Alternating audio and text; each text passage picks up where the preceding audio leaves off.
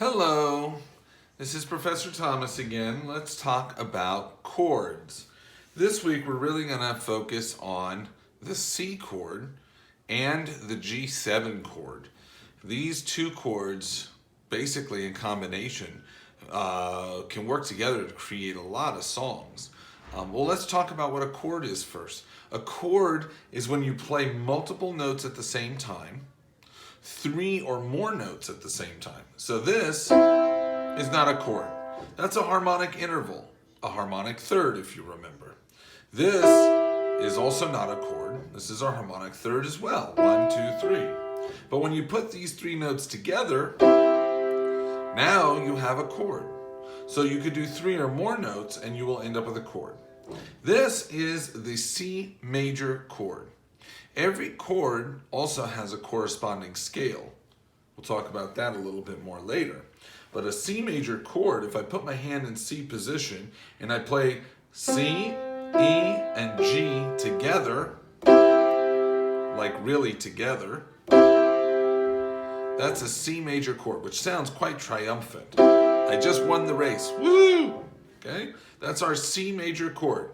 Now, the chord is made up of thirds, if you'll notice, right? C to E, E to G. These three notes together make up the C major chord. In my left hand, it's the same three notes. Every single chord has a specific combination of notes. It does not matter when you put those three notes together in whatever way you put them together. If you have those three notes, those three letters, those three pitches, you've got that chord. So I kind of think of it like if I'm going to make bread, I have to have flour, water, and yeast.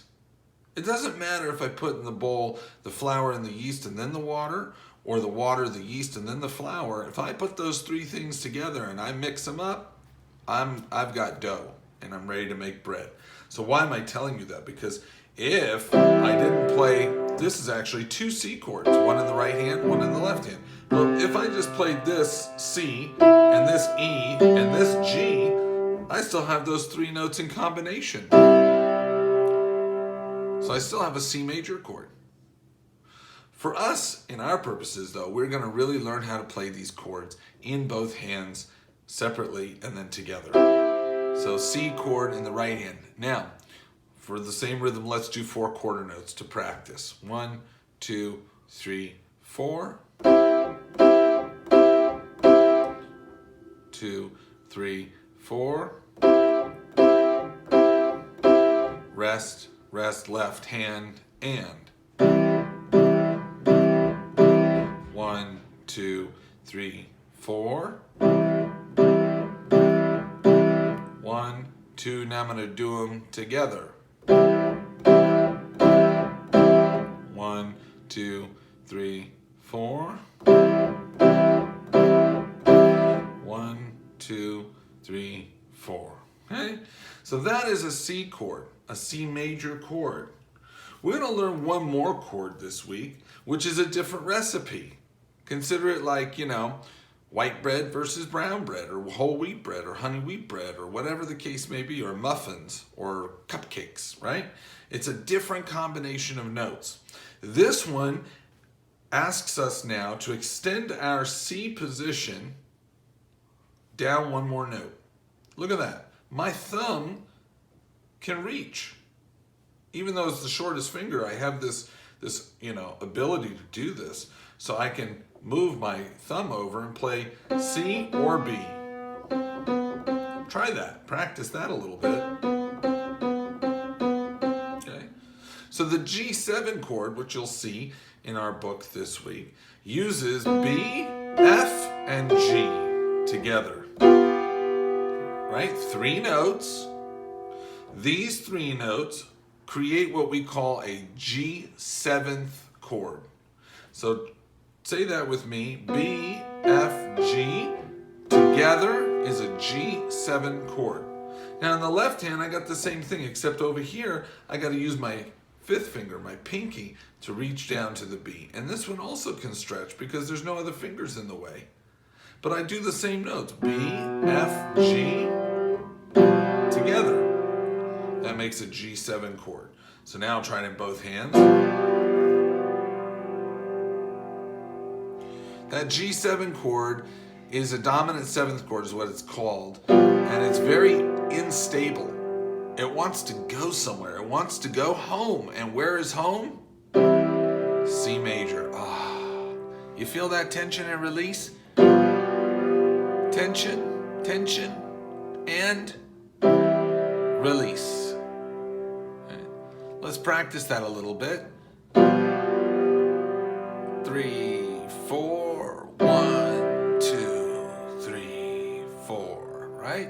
So harmony, which is what we're doing with chords, is very important for the foundations of the song. And that's why the tension and release is so important, because it really tells the story, right? There's no good story if you don't have any sort of tension and release.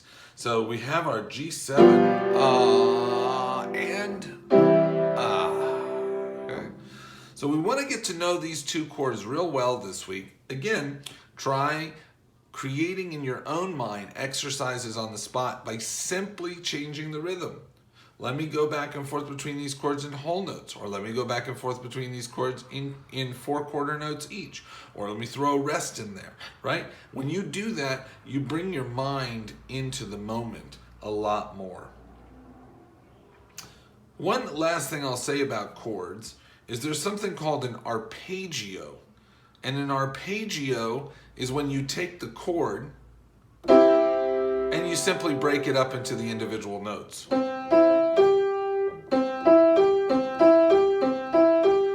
So our ear kind of hears all 3 notes in a way together, but not together. So that's all an arpeggio is breaking the notes up. And I could play it down or around, right? So that's an arpeggio. I could move my hand up and down the piano.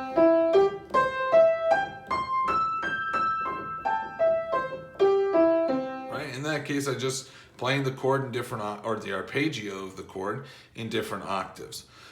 And the last thing I'll tell you about chords for now is that I have a chord like this. I can also play the chord in what's called an inversion. I can take one of these notes and move them over here. And now I still have the same ingredients. Remember, it's all about the ingredients. E, G, and C. E, G, and C, that's what makes up a C major chord. Doesn't matter what order I put them in, okay?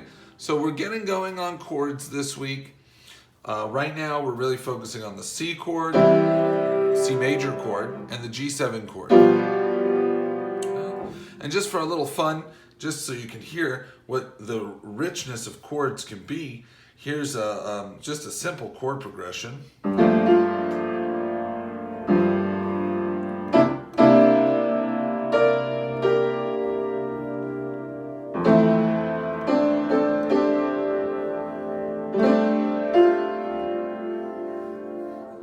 That was a 2-5-1 chord progression. We could learn about that a little bit more in the coming weeks. But chords are an important part of what the piano can do. You can't play chords on a violin or a saxophone or with your voice, because we, in those instruments, are playing one note at a time. But the piano allows us to play chords.